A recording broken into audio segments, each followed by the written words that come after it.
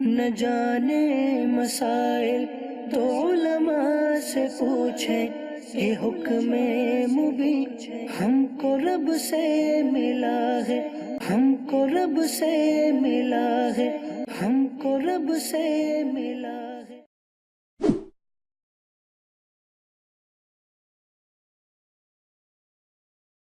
الحمدللہ رب العالمین والصلاة والسلام علی سید المرسلین اما بعد فاعوذ باللہ من الشیطان الرجیم بسم اللہ الرحمن الرحیم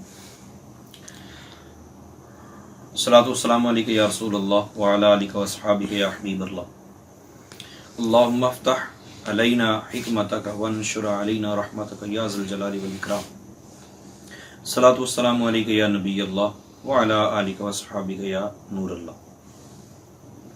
اسباق ہم پیچھے 11 کلیئر کر چکے ہیں، 11 اسباق، اور ان 11 اسباق میں ہم خلاصتاً جو پڑھ چکے ہیں وہ یہ ہے کہ زبان سے جو بات نکلتی ہے اس کو لفظ کہتے ہیں۔ اس کی 2 قسمیں ہوتی ہیں، با معنی بے معنی۔ با معنی کی 2 قسمیں ہوتی ہیں، مفرد اور مرکب۔ مفرد کیا کہ اسم، فعل اور حرف، ٹھیک ہے۔ فعل کی تقسیمات تقریباً ہم نصاب الصرف میں بھی کر چکے ہیں، ٹھیک ہے، تقریباً کئی اعتبار سے۔ حروف کی ابحاث آگے آ جائیں گی۔ اسم کی ہم نے تقسیم مختلف طریقوں سے کر دی ہے، تذکیر و تانیث، افراد کے اعتبار سے، معرب و مبنی کے اعتبار سے، وجوہ اعراب کے اعتبار سے، ساری قسمیں بیان کر دی۔ اب ہم آتے ہیں دوبارہ پیچھے کی طرف۔ ہم کہتے ہیں کہ با معنی یعنی موضوع کی 2 قسمیں ہوتی ہیں، مفرد اور مرکب۔ آج ہم بات کرتے ہیں مرکب کس کو کہتے ہیں۔ مفرد ہم نے یہ کہا تھا وہ اکیلا لفظ جو اپنا معنی بیان کرے۔ تو مرکب کس کو کہتے ہیں؟ مرکب کی 2 قسمیں ہوتی ہیں، یعنی وہ کلام جو 2 یا 2 سے زیادہ کلمات کا مجموعہ ہو اس کو مرکب کہتے ہیں۔ مرکب کی ہوتی 2 قسمیں۔ اچھا، نمبر 1 مرکب مفید، نمبر 2 مرکب غیر مفید۔ مرکب مفید وہ ہوتا ہے جس کے سننے سے کوئی خبر یا طلب معلوم ہو، یا تو کسی چیز مطلب بات پوری سمجھ میں آ جائے۔ اس کی مختلف تعریفیں کی ہیں کہ جس پر سکوت صحیح ہو، جس سے خبر یا طلب معلوم ہو، ٹھیک ہے۔ مطلب یہ ہے کہ پوری بات سمجھ آ جائے کہ بندہ کیا کہنا چاہ رہا ہے، ٹھیک ہے، کوئی چیز مانگ رہا ہے، کوئی چیز بتا رہا ہے، تو اس کو کہتے ہیں مرکب مفید۔ جیسے زید والد نجیب، زید ایک شریف لڑکا ہے، خبر ہے، ٹھیک ہے۔ اقیم الصلاۃ، نماز قائم کرو، یعنی ہم سے کوئی چیز طلب کی جا رہی تو طلب پائی گئی۔ تو مرکب مفید کا دوسرا نام مرکب تام بھی ہے، مرکب مفید کا تیسرا نام کلام بھی ہے، مرکب مفید کا چوتھا نام جملہ بھی ہے، اور مرکب مفید کا 5واں نام مرکب اسنادی بھی ہے۔ یعنی 5 ناموں سے اس کو یاد کیا جاتا ہے۔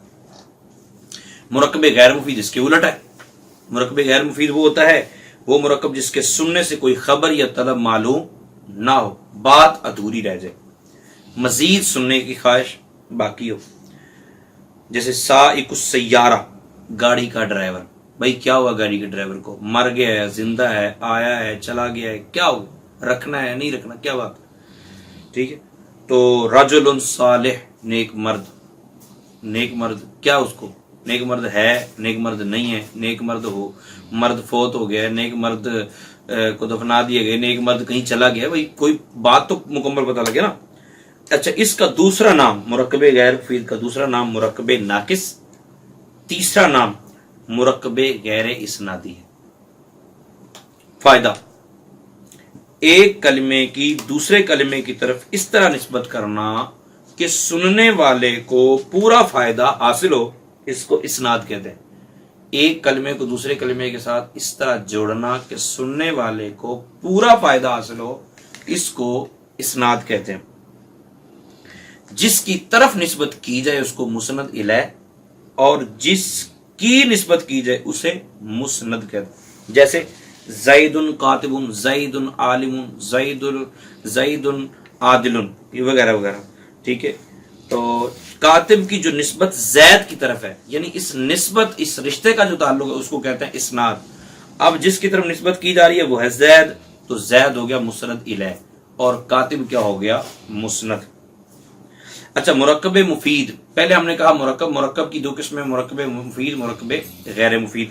اب مرکب مفید کی تقسیم 2 اعتبار سے، مرکب مفید کی تقسیم دو اعتبار سے.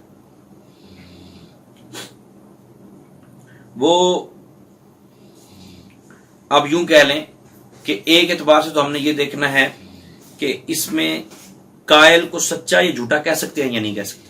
یعنی مرکب مفید میں ہم نے یہ دیکھنا ہے کہ مرکب مفید بولنے والا اس کے قائل کو سچا یا جھوٹا کہہ سکتے ہیں یا نہیں کہہ سکتے. یعنی کوئی بندہ بات کرتا ہے ہم اس کے تو جھوٹ بول رہا ہے, ٹھیک ہے, کوئی بندہ بات کر رہا ہے ہم کہتے ہیں یار یہ سچ بول رہا ہے, یہ سچا ہے.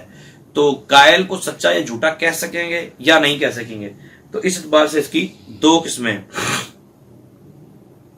جملہ خبریہ, جملہ انشائیہ. جملہ خبریہ, جملہ انشائیہ, صدق و کذب کا احتمال ہونے یا نہ ہونے کے اعتبار سے. تو جملہ خبریہ کی تعریف کیا ہے جی؟ وہ مرکب تام جس کے کہنے والے کو سچا یا جھوٹا کہا جا سکے. جیسے زید ذکی, زید ذہین ہے, اور کوئی بولے نہیں یہ جھوٹ بول رہا ہے, کوئی کہتا ہے سچ بول رہا ہے, تو ٹھیک ہے, اسے خبر بھی کہتے ہیں. اگر واقعی زید ذہین ہو تو اس کے کہنے والے کو سچا کہیں گے, ورنہ اسے جھوٹا کہا جائے گا. اب دوسری اس کی قسم ہے یعنی جس کے قائل کو سچا یا جھوٹا نہ کہا جا سکے, جملہ انشائیہ. جملہ انشائیہ کی تعریف کیا ہے؟ وہ مرکب تام جس کے کہنے والے کو سچا یا جھوٹا نہ کہا جا سکے. جیسے اضرب, تو مار, نہ تو جھوٹ بول رہا ہے. بھائی بنتا ہی نہیں, جملہ ہی نہیں بنتا نا. ایک بندہ کہتا ہے نماز پڑھ, تو جھوٹ بول رہے ہیں, مطلب کیسے خبر کو جھوٹا کہیں گے نا. اب کوئی حکم دے رہا ہے اس کو جھوٹا نہیں کہہ سکتے. تو اگر کسی نے کہا تو مار, تو اس کے کہنے والے کو یہ بھی نہیں کہہ سکتے تو نے سچ کہا, اور نہ یہ کہہ سکتے تو نے جھوٹ بولا, کیونکہ معنی ہی درست نہیں بنتا. بہرحال جملہ خبریہ اور جملہ انشائیہ. جملہ انشائیہ کی انہوں نے آگے تقسیم قسمیں بھی بتا دی کہ جملہ انشائیہ کتنی قسمیں ہیں. امر ہے, نہیں ہے, استفہام ہے, تمنی ہے, ترجیح ہے, وقود ہے, قسم ہے, دعا ہے, ندا ہے, عرض ہے, تعجب ہے, مدح و ذم. یہ ٹوٹل 12 قسمیں. کتنی قسمیں ہو گئی؟ 12. اچھا, تقسیم ثانی جو ہے وہ کس اعتبار سے ہے؟ فعل اور فاعل یا مبتدا خبر سے مرکب ہونے کے اعتبار سے. یعنی جملہ مرکب کس سے ہوگا؟ فعل اور فاعل سے یا مبتدا اور خبر سے. تو اس اعتبار سے جو ہم جملہ کی مطلب مرکب مفید کی تقسیم کرتے ہیں وہ دو قسمیں بنتی ہیں. مرکب مفید کی جملہ فعلیہ اور جملہ اسمیہ. جملہ فعلیہ جو ہے وہ اب فعل اور فاعل سے مرکب ہوگا, اور جملہ اسمیہ مبتدا اور خبر سے مرکب ہوگا. ٹھیک ہے. اب آ گیا مرکب غیر مفید. مرکب مفید کی دو قسمیں اور دو طرح سے تقسیم کی گئی. دو طرح سے تقسیم کیا کی گئی؟ ایک اعتبار سے تو ہم نے یہ تقسیم کی کہ قائل کو سچا جھوٹا کہہ سکیں گے یا نہیں کہہ سکیں گے, تو ہم نے جملہ خبریہ اور جملہ انشائیہ بنا دیا. اب دوسرا ہے کہ فعل اور فاعل سے مرکب ہوگا وہ جملہ یا مبتدا اور خبر سے. اس اعتبار سے دو قسمیں, فعل اور فاعل سے مرکب ہوگا جملہ فعلیہ ہے, اور مبتدا اور خبر سے مرکب ہوگا جملہ اسمیہ ہے. اور مرکب غیر مفید کی کتنی قسمیں جی؟ مرکب غیر مفید کی 5 قسمیں. کتنی؟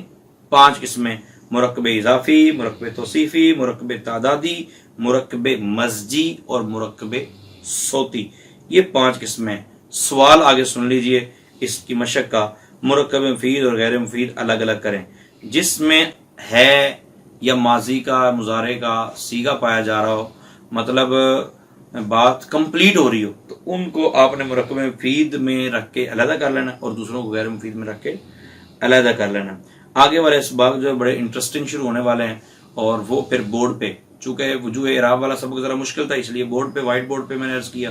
اب نیکسٹ بھی جو بہت زیادہ مشکل سبق ہوگا اس کو وائٹ بورڈ پہ ہی کلیئر کریں گے انشاءاللہ.